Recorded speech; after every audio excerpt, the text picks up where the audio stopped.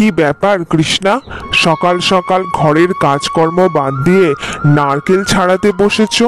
নারকেল নাড়ু করবে মনে হচ্ছে তো। বলি, আজ কোনো বিশেষ দিন আছে নাকি? ও মা, তোমার বুঝি মনে নেই? আজ বৈশাখ মাসের 4 তারিখ। আজকে তো বাবার জন্মদিন। প্রতি বছর বাবার জন্মদিনে বাবার প্রিয় নারকেল নাড়ু, খাসির মাংস, মাছ সব তো রান্না করে পাঠাই। আজ 5 বছর হলো আমাদের বিয়ে হয়েছে, তুমি বাবার জন্মদিনে প্রত্যেক বছর এত রান্না করে পাঠাও। সত্যি অবাক লাগে, তোমার বাবা তো একবার খোঁজও নেয় না। শোনো, আমার বাবার নামে কোনো খারাপ কথা কিন্তু আমি সহ্য করব না। আমি আমার বাবাকে বড্ড ভালোবাসি, সে তো তুমি জানো। বাবার অমতে বিয়ে করেছি আমরা, বাবা তাই তো মেনে নেয়নি। এ নিয়ে এত কথা শোনানোর কি আছে? আমি তোমাকে কথা শোনাইনি কৃষ্ণা, তোমার জন্য আমার কষ্ট হয় তাই আমি তোমাকে বললাম। সে ঠিক আছে, বাজার থেকে কি কি আনতে হবে বলে দিও। এই তো নারকেল নাড়ুটা আমি তৈরি করিনি, ততক্ষণে তুমি বাজারে গিয়ে একটু বেশি করে খাসির মাংস, একটু বেশি করে মাছ আর একটু চাল কুমড়ো আনবে। বাবা আবার চাল কুমড়োর বড়া খেতে বড্ড ভালোবাসে। এই নাও গিন্নি, তুমি যা যা বলেছিলে আমি মনে করে সব বাজার থেকে নিয়ে এসেছি। ও মা, এই তো গেলে, এখনো তো বাজার মনে হয় ঠিকঠাক খোলেও নি। বলি, সব কিছু ঠিকঠাকভাবে এনেছো তো? বাবার জন্মদিনে রান্না করে দেবো কিন্তু। তুমি যা যা বলেছ আমি সব কিছু পরিমাণ মতো নিয়ে এসেছি। আমার রোজগার কম হতে পারে, তা বলি মনটা কিন্তু ছোট নয়। তাছাড়া খুব গরম পড়েছে, বাজার এখন তাড়াতাড়ি বসে যাচ্ছে। আচ্ছা আচ্ছা, ঠিক আছে, আমি তাড়াতাড়ি রান্নাগুলো চাপিয়ে নি। তুমি বরং ঘরে এসে হাত মুখ ধুয়ে একটু বিশ্রাম নাও।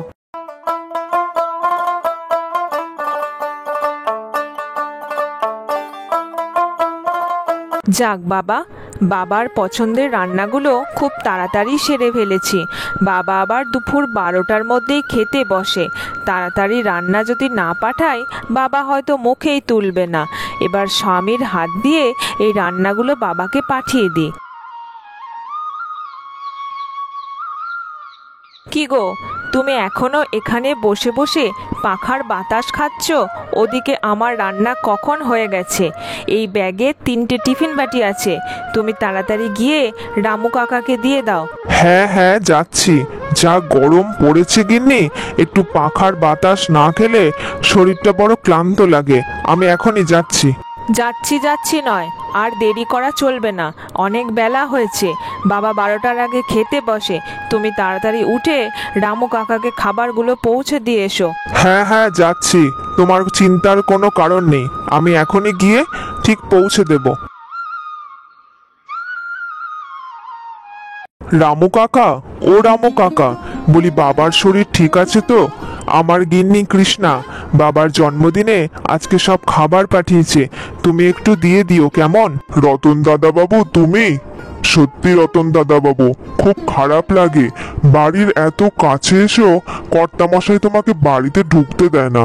সত্যি কথা বলতে কর্তামশাই তো জানেই না যে তুমি প্রতি বছর এই দিনটাতে এসে রান্না দিয়ে যাও।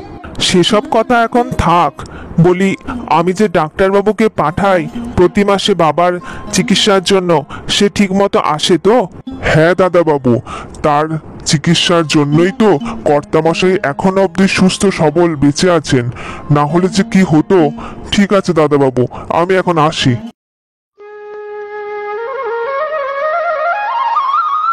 ও বাবা, আমার জন্মদিনের কথা বুঝি তোর মনে আছে? এত রকম রান্না একা বসে বসে করেছিস রমা, সত্যি তোর কোনো তুলনা হয় না। হ্যাঁ হ্যাঁ বাবা, তুমি যা যা খেতে ভালোবাসো ঠিক সেই সেই রান্নাগুলোই করেছি। খাসির মাংস, কাতলা মাছের কালিয়া, চাল কুমড়োর বড়া আর নারকেল নাড়ু। রামু কাকাকে দিয়ে কাল নারকেল গুঁড়ো পাড়িয়েছিলাম। তোর মতো মেয়ে পেয়ে আমি ধন্য। তুই আমার জমিদারিও দেখাশোনা করিস, আবার আমার পছন্দের ছেলেকে বিয়ে করেছিস। জামাই কি আমার কমা নাকি? হ্যাঁ, বিলেত ফেরত বলে কথা। অন্যদিকে কৃষ্ণা আমার মান সম্মান ধুলোয় মিশিয়ে দিয়ে একটা অপদার্থ ছেলেকে বিয়ে করে চলে গেল। থাক থাক বাবা, ওসব কথা এখন থাক। এত কষ্ট করে আমি রান্নাগুলো করলাম, এখন তাড়াতাড়ি খেয়ে নাও তো। মা মা, কতদিন পরে খাসির মাংস আর মাছ খেতে পেলাম। কি ভালো হয়েছিল রান্নাগুলো, আমি তো চেটেপুটে সব খেয়ে নিয়েছি। তুই তো জানিস মা, তোর বাবার তো রোজগারপাতি তেমন নেই, তাই রোজ রোজ মাছ মাংস আমি তোকে খেতে দিতে পারি না। ঠিক আছে মা, ঠিক আছে, যেদিন যেদিন হবে আমি সেদিন সেদিন আনন্দ করে খাবো, আমার কোনো অসুবিধা নেই। ঠিক আছে, এবার অনেক রাত হয়েছে, ঘুমিয়ে পড়তে হবে কেমন?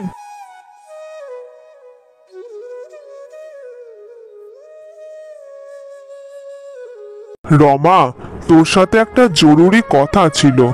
দেখ মা, বয়স হচ্ছে, এত বড় জমিদারি ব্যবসা সব আমার পক্ষে সামলানো আর সম্ভব হচ্ছে না। তাই ভাবছি উকিল বাবুকে ডেকে সব সম্পত্তি তোর আর ছোট জামাইয়ের নামে করে দেব। হ্যাঁ হ্যাঁ বাবা, এ তো খুব ভালো কথা। আমি আর তোমার ছোট জামাই সবটা সামলে নেব, কোনো অসুবিধা থাকবে না। তাহলে আর কি, কাল একটা ভালো দিন আছে, রামুকে বলে উকিল বাবুকে ডেকে ভাবছি কালই সব সম্পত্তি তোর নামে আর জামাইয়ের নামে করে দেব। আমি তো মনে মনে এই দিনটারই অপেক্ষা করছিলাম বাবা, যে কবে তুমি সম্পত্তি আমাদের নামে করে দেবে। কর্তা মশাই সব সম্পত্তি ছোট দিদিমণিকে দিয়ে দেবে? এ বাড়িতে কারোর বড় দিদিমণি আর দাদাবাবুর কথা কি মনেই পড়ে না? কি অদ্ভুত! আর ছোট দিদিমণিকে যত দেখছি অবাক হচ্ছি। রামু, তোমার সাথে আমার একটা দরকারি কথা ছিল। তুমি এখনই উকিল বাবুকে খবর দাও। ভাবছি কালই সব সম্পত্তি ছোট মেয়ে আর জামাইয়ের নামে করে দেব। ছোট মুখে একটা বড় কথা বলছি কর্তা মশাই, কিছু মনে করবেন না। বড় দিদিমণির নামেও যদি কিছু লিখে দিতেন, কত কষ্ট করে সংসার চালায় বড় দিদিমণি। খবরদার, আমার ওই মেয়ের নাম মুখে আনবে না বলছি। 5 বছর হলো এ বাড়ি থেকে চলে গেছে, একবারও কি মনে পড়েছিল নাকি আমার কথা? ওই মেয়ে থাকুক আর না থাকুক কিছু যায় আসে না আমার। আচ্ছা কর্তা মশাই, আমি উকিল বাবুকে খবর দিতে যাচ্ছি। হে ভগবান, কর্তা মশাই সুমতি দাও ঠাকুর। আর একটা কথা রামু, কৃষ্ণার যা কিছু স্মৃতি এই বাড়িতে রয়েছে কালকেই সবকিছু বিদায় করে দেবে। আমি ওর কোনো স্মৃতি এই বাড়িতে রাখতে চাই না। আগে কর্তা মশাই যেমনটি বলছেন তেমনটি করে দেব। কাল সম্পত্তি সবকিছু আমার আর আমার স্বামীর নামে হবে, তাহলে আর কি দেরি কিসের? যা কিছু করার আজকেই করতে হবে।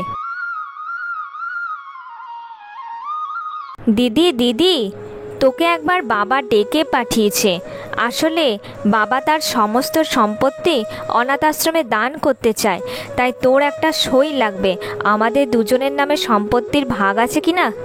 দান করে দেবে অত বড় বাড়ি আর সম্পত্তি? আচ্ছা আচ্ছা, দান তো পুণ্যের ব্যাপার। ঠিক আছে, চিন্তা করো না, আমি রমাকে কাল পাঠিয়ে দেব। কিরে দিদি, তোর কোনো অসুবিধা নেই তো সই করতে? না রে না, আমার কোনো অসুবিধা নেই। তবে হ্যাঁ, আমরা কিন্তু বেশিক্ষণ বসবো না, সইটা করে দিয়েই আমি চলে আসব। বাবা, আজ তো উকিলবাবু আসবে। তোমার সাথে আমার বিশেষ জরুরি কিছু কথা ছিল। বলছিলাম যে সম্পত্তি আমার আর দিদির নামে সমান সমান ভাগ করে দিতে পারো তো? রমা, তোমার কি মাথা খারাপ হয়ে গেছে? জেনে শুনে এমন কথা মুখে আনাও পাপ। আমি তো কতবার বলেছি ওই মেয়ের নাম এই বাড়িতে কেউ নেবে না। নিতে যে হবেই বাবা, না হলে যে ঘোর অন্যায় হবে। না তুমি নিজেকে ক্ষমা করতে পারবে না আমি। তুমি জানো না বাবা, তোমার জন্মদিনে প্রতি বছর সমস্ত রান্না দিদিই করে পাঠায়। তাছাড়া তোমার ডাক্তারি চিকিৎসার সমস্ত কিছু কিন্তু বড় জামাইবাবুই করে। ওই ডাক্তার যদি না আসতো তুমি কিন্তু আজকে সুস্থ হতে পারতে না। দিদি জামাইবাবুর মতো খাঁটি মানুষ হয় না বাবা। এসব আমি কি শুনছি? তুই সব সত্যি বলছিস? হে ভগবান, আমি তো অনেক বড় ভুল করতে যাচ্ছিলাম। কোথায় কোথায় আমার কৃষ্ণা মা, কোথায়? কৃষ্ণা মা, বড় জামাই, তোমরা এসেছো? আমাকে তোমরা ক্ষমা করে দিও। আর ছোট মেয়ে রমার কাছে আমি সব শুনেছি, আমাকে আর কিচ্ছু বলতে হবে না। আমি আমার নিজের ভুল বুঝতে পেরেছি। রমা তোমাদের মিথ্যা কথা বলে এই বাড়িতে এনেছে, না হলে যে তোমরা আসতে না। এ বাড়ি আমি কাউকে দান করব না, বাড়ি আমার দুই মেয়ের নামেই থাকবে। এসব তুমি কি বলছো বাবা? কিন্তু আমরা তো সম্পত্তির ভাগ নিতে এখানে আসিনি। আমি জানি রে মা, জানি আমার সব ভুল ভেঙে গেছে। সত্যি, মানুষ চেনা বড় দায়। মানুষ চিনতে আমিও ভুল করেছিলাম। সব ভুল আমার ভেঙে গেছে, বুঝলি রামু? এবার থেকে আমার বড় মেয়ে, বড় জামাই, ছোট মেয়ে, নাতনি সবাই এই বাড়িতেই থাকবে। আমার যে আজকে আনন্দ হচ্ছে বলে বোঝাতে পারবো না। যা রামু, আজকে জমিয়ে খাওয়া দাওয়ার আয়োজন হবে। সমস্ত বাজারহাট করে নিয়ে আয়। আজ আমার বিশাল আনন্দের দিন। মানুষ চিনেছি রে, শেষ বয়সে এসে মানুষ চিনেছি। সত্যি, আমিও ছোট দিদিমণিকে কত খারাপ ভাবতাম। মানুষটা যে এত ভালো, শেষটা না দেখলে বুঝতেই পারতাম না। কি ভালো লাগছে, এবার থেকে আমরা সবাই এখানে থাকবো। দাদু দাদু, কি মজা! আমি আবার মাংস ভাত খাবো, মাছ খাবো। আমার খুব আনন্দ হচ্ছে তোমাদের দেখে। এরপরে ওই বাড়িতে জমিয়ে খাওয়া দাওয়ার আয়োজন চলতে থাকে, আর সবাই একসাথে সুখে শান্তিতে বসবাস করতে থাকে। আমার কার্টুন চ্যানেলে আপনারা যারা সবাই কমেন্ট করেছেন তাদের সবাইকে অসংখ্য ধন্যবাদ। আমি এই কার্টুনের শেষে আপনাদের সবার কমেন্টগুলো তুলে ধরেছি।